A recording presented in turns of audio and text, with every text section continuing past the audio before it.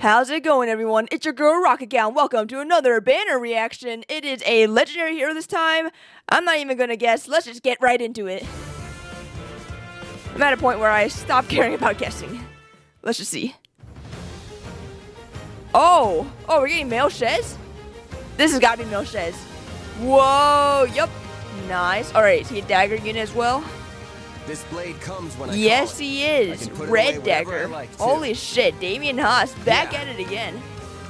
Whoa. Pulse Smoke 4. I saw.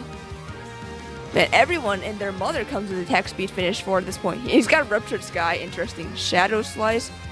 Pulse Smog. Interesting. He does look very cool. Yep. Hair up. Very nice. Made your peace yet? That looks silly. Go ahead and try. Not enough training. Why Aetherneer? I guess it's that one story map. Off I go. Okay. Very nice. I must prevail. Yeah, he looks awesome. What was that about? We'll read that later. Why is he given Rupture Sky? Does that make any sense? I don't know about that. Lore-wise, but I guess it's nice. Of course, you gotta have Marvel there.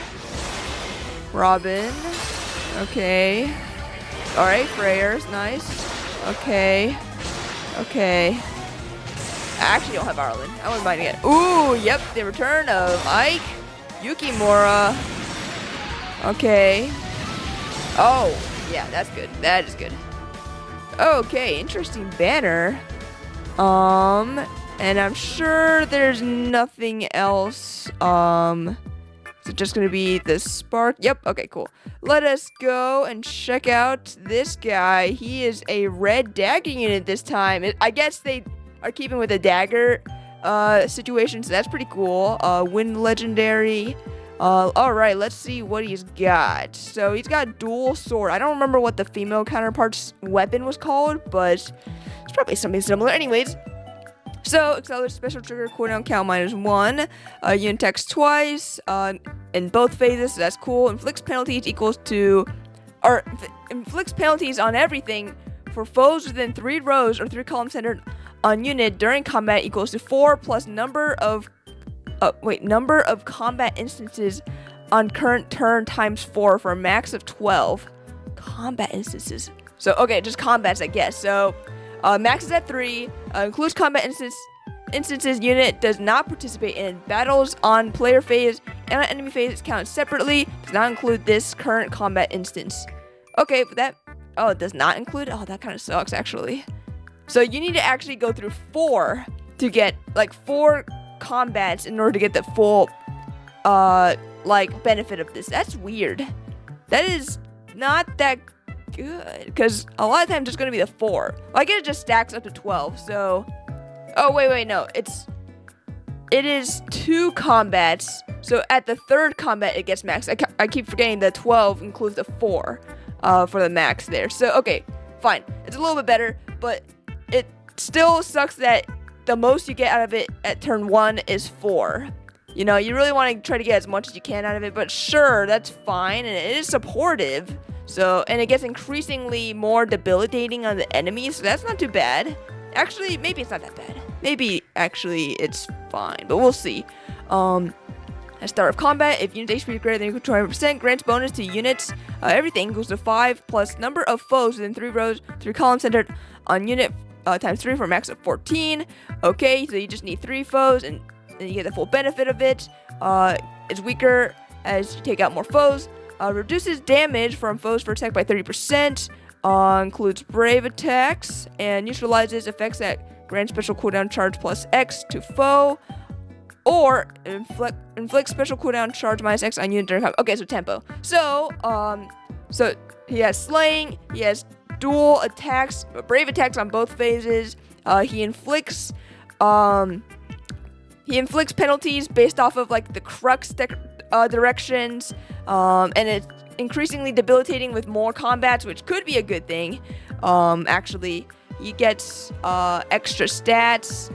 based off of the number of foes that are close to him in Crux directions. He gets damage reduction, first foot stack only though, and he gets full tempo. So overall, not a bad weapon. It's pretty good so far. I don't remember exactly what his female counterpart has, but it's probably something similar. I really don't know. I can't say off the top of my head, but they both have brave attacks. That's all I could think of that they have, in common. I don't think female has slaying. I think I remember that clearly because when I gave her lethality, let's just say it's hard for her to proc that lethality sometimes. But yeah, this weapon seems alright. And slaying is pretty nice. It's going to be really useful for proccing that Ruptured Sky, which I find to be pretty interesting. Usually, I feel like that's only for, Byleth. I don't know if it makes sense for, Shez to have it, but sure. Attack speed finish 4, that's good. And alright, so it looks like he has a unique B skill this time. So, Shadow Slide. A unit can move to a space within 2 spaces of any ally that has entered combat during the current turn. Holy shit. That is really cool. Talk about teleporting everywhere. A unit can move to a space within 2 spaces of any ally within 2 spaces of within 2 spaces. Okay, so just that in general.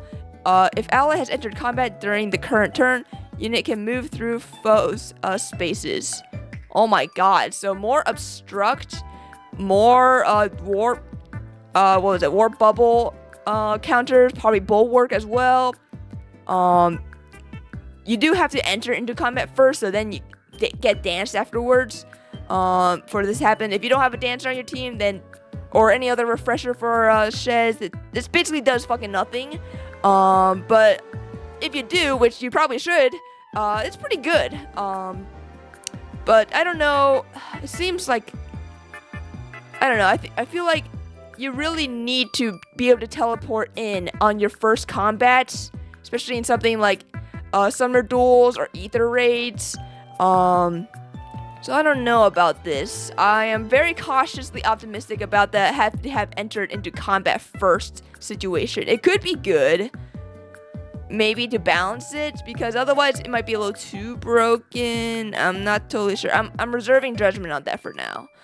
If unit is within 3 spaces, if unit is within 3 spaces of an ally, inflicts -5 to attack, speed, and defense on foe. Deals damage equal to 20% of unit speed. That's pretty good. Reduces the percentage of foes non-special, reduced by X percent skills by 50%, and reduces damage from foes first attack by 7 during combat, and it includes brave attacks. So okay, that's actually pretty good. So he gets flat damage reduction, and he has percent damage reduction from his weapon. That stacks, so that's pretty decent. And yeah, having being able to melt down some DR, that's pretty good. True damage from speed, really nice. The main thing with this is that he's gonna be a how do I put it? He's just gonna be moving around a lot. He's gonna be his gimmick's gonna be like trying to teleport everywhere, and it seems pretty decent. But the having entered battle during the current turn condition is not great. So I'm reserving judgment on that, but it seems like he's a pretty good combat unit. Definitely gonna be better than female counterpart.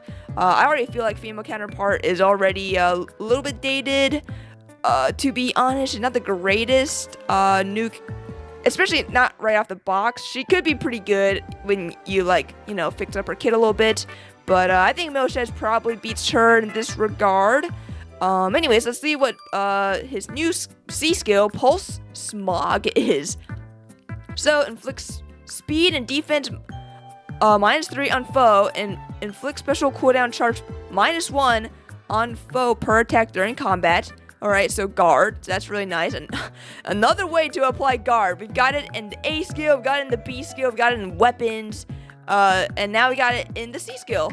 And this is nice because this stacks with the tempo in the weapon, so that's really good there. After combat, inflicts attack -7 and guard on target and foes within 3 spaces of target. Through the next action, inflicts special cooldown charge +1 on those foes. That is pretty decent for the most part. Yeah, guard is nice. The special cooldown count +1 is okay, even though there's so many units, maybe not so many, but a lot of like the meta units are able to accelerate their cooldown, their cooldown anyways. So yeah, let's see what else. If unit initiates combat and foes attack can trigger foes special, inflict special cooldown count +1 on foe before foes first sector. Okay, fine. This is good. Now this is really good. This is basically the scowl effect. I like how we just call it scowl effect at this point. Yeah, now anyone, I guess, can have it. Well, it seems like this is going to be, like, judging by, like, the minus speed and minus defense, this is going to be a physical, like, damage dealing unit only. So no dragons and no mages. That's what it seems like to me, which could kind of suck for the no mages part, but dragons really don't need this. Yeah, because they already have scowl for the most part. I guess it would be nice to scowl like multiple, I guess. But yeah, Pulse Mox is pretty solid. I think the thing that really makes it useful is the scowl. The thing before it, I'm not as interested in. I guess it is foes within 3 spaces. That could be really good. That's really nice, convenient. And guard is decent, but a lot of meta units have tempo anyways, but then Shez has tempo as well, so I guess it's probably fine. So yeah, I think Pulse Smog is pretty good. The C slot is a bit competitive, so I don't know if this is going to be replacing other things like Canto Control or Times Pulse 4, stuff like that, you know. Or even like Felix's new C skill is pretty strong. Having like permanent +1 movement is really good. So yeah, reserving judgment on this as well. Overall, Shez does seem like a pretty decent unit. Pretty good nuke, but it's not like something we haven't seen before. He does have like good like warping capabilities, not as good as Emblem Celica. That is like probably the best. This one has got some like restrictions, but it's not terrible. Yeah, that's what I got to say about that. Yeah, he's pretty cool. His art is really nice. I gotta say, male Shez is definitely my favorite of the Shezes, but I do like female Shez a lot. I think Shez, at first I wasn't a big fan of their design. Well, I didn't hate it, but I wasn't like a super big fan, but I like their character. The voice acting on both sides is really freaking good. And yeah, cool stuff. Anyways, let's take a look at the rest of this banner. So if we're looking at red, we have Shez, we have Ike, and we have a Lumera, Fallen Lumera. That's actually pretty decent. Fallen Lumera, I don't think she's a really good unit necessarily, but she is a blessable Lumera, and that could give you stones at any season. That is pretty decent, honestly. And she is a rearm unit, so fodder duplication, LOL. We got Ike, obviously. I don't need to say anything about Ike, he's good. Obviously. And then we got Shez there, color sharing that. That is actually really nice. I'm actually pretty excited about that. In terms of blue, we have Nerthus, who I felt was underwhelming when she released, so that's not great. We have Ratatosker, who I also felt was a little underwhelming on release. Her Vine terrain is not that good. Well, no, it is good. It's just that she doesn't spread it easily. She has to like spend a turn first, which could be pretty rough. You really want anti-warping to work right there, and her combat is not necessarily like super great or anything. And then Freyr. Okay, Freyr is good though. Freyr is good, but the other two I'm not super excited about.